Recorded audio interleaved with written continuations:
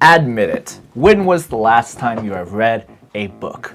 For me personally, I haven't read a book in a month, and to say the least, it has stunted my growth as an author but also as a reader. Reading books is one of the most important things out there, mainly for the fact that we can become more knowledgeable and more confident in the areas that we want to learn. It's important for that reason, as we have so many desires and wants out of books that we often ignore it in the case of short-term dopamine and easy stuff such as phones and TVs. With that said, however, with the rise of 2026, I am able to not only take my time to go back into reading, but also be a better reader than I ever was in my life.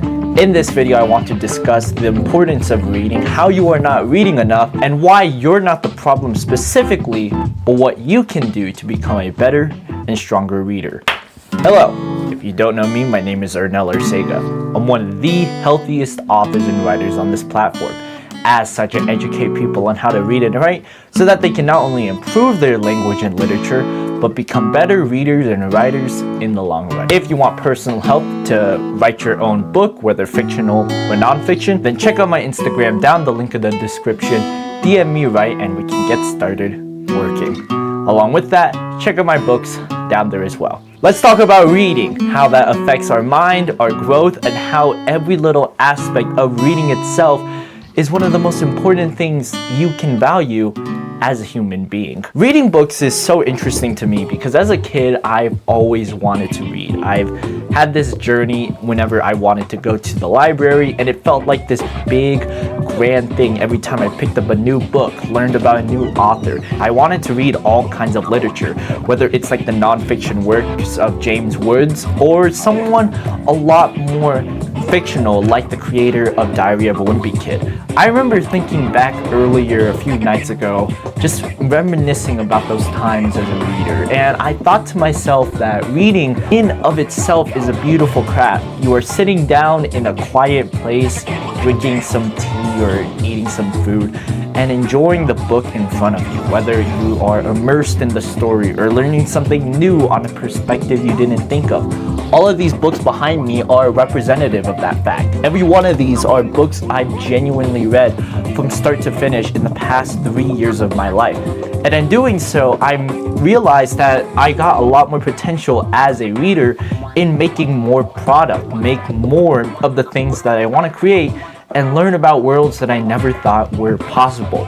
As I'm in the midst of writing my 4th novel, it made me understand that reading has a new meta, if that's what you want to call it, in the year 2026. AI and social media is big, as I always elaborate in these videos, but I want to discuss a different topic on reading. How does that work as an art form? The idea of creating stuff in your mind, visualizing it at the tip of your fingertips is so massive that it honestly shocks me that it's a craft we can still do to this day. Things such as AI and social media advertise how easy it is to come up with these ideas, and often less than creative people want you to spend money on them. They want you to take out your hard-earned work and put it into something that doesn't matter.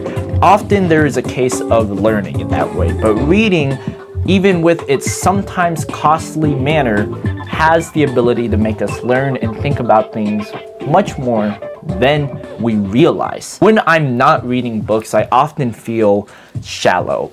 Earlier in the month of December, as I was focusing a lot on YouTube videos, finishing my book, and making my album, I realized that books were often pushed to the side. For many of us, we often don't read because of how challenging it is. The act of reading itself is a struggle because of how often it takes. You have this huge book, no matter how huge, from 100 to maybe up to 700 pages, that takes forever to go through every single page one after the other until you're finally done with the work.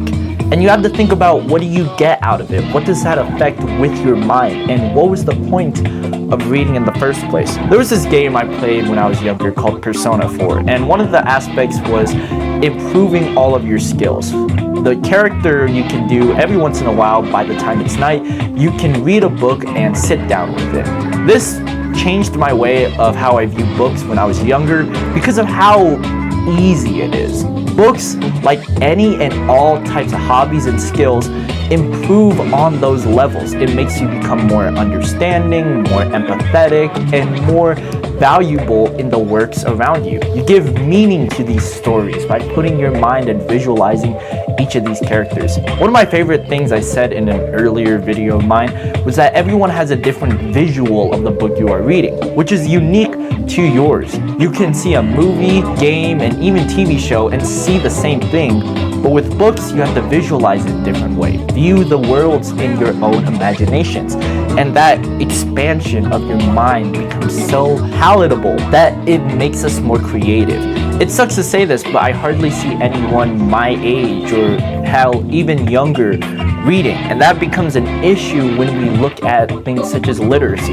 Gen Alpha kids can't read. Gen Z adults can't read. Millennials, baby boomers, so on. You have this problem in which not a lot of us are reading. And it's a huge literacy crisis that I've seen many people ignore because reading is lame or any and all kinds of boring.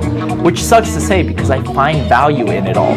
But the problem is those people who find value tend to say this one specific type of book or this one genre, this one type of medium. In a lot of ways, reading is like music. You have to be able to bear your mind to all kinds of genres and different elements that make it good. Often there are books that are degenerate and made for that horrible reading experience. The difference between consuming a bad book and consuming something like a adult video on social media, it affects your mind in more ways than one. You are not visualizing it, you're not being creative, and you're not spending your dopamine in healthy levels. That's what I love about books in particular, with its huge emphasis on visualizing, being more creative, and how we can expand the mind. It makes me slow down in the world around me.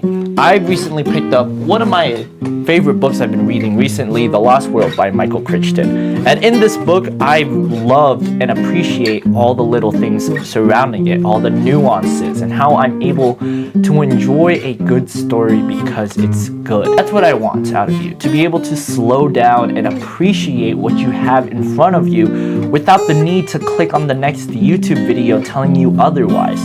It's so tedious to say that we have all these videos giving out advice when this right here might be the key you need. It doesn't matter what kind of book in particular. I would personally prefer mine, but if you want to read those stories, then do it.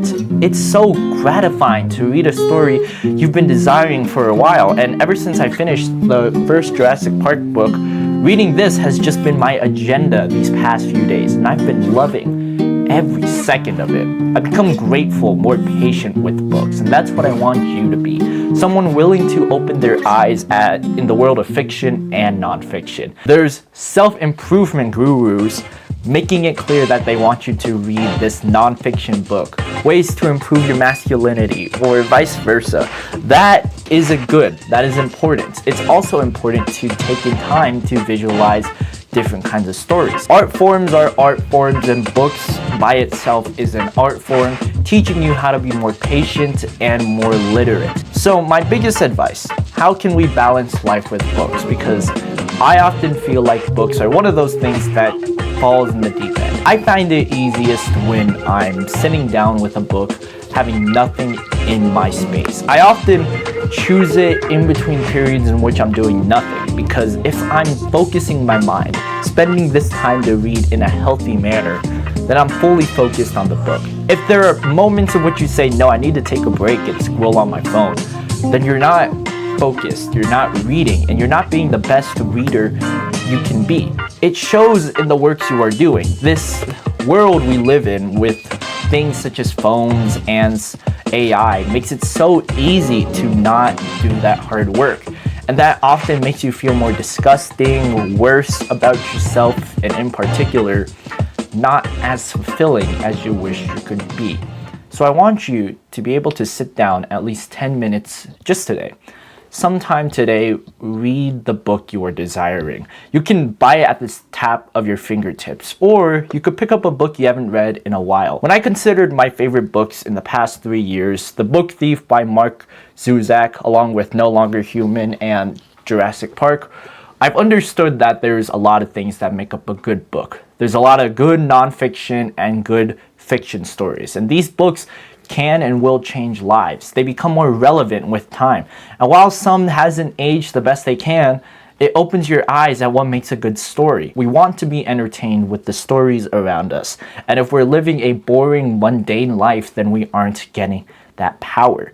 People try to spend their time doing high dopamine things to feel fulfilled and purposeful, when in all actuality, sometimes this might be the key for you.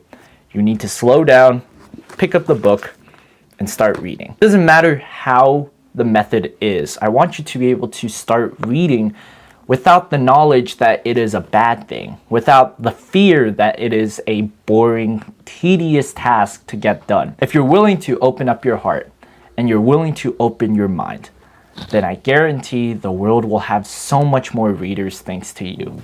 I hope you enjoyed today's video about how reading impacts the mind and how it shows in the habits we do.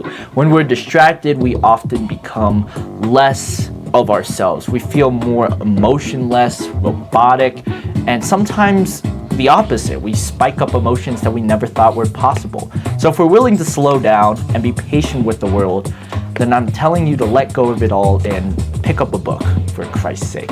If you're willing to gain more knowledge and help, then check out my Instagram down the link in the description so I can help you become not only just a reader, but a writer as well. Check out my books down the link in the description if you don't have any other options, or if you want to support me and my channel. I am Arnel Arcega, and until next time, keep on reading, keep on writing, take care.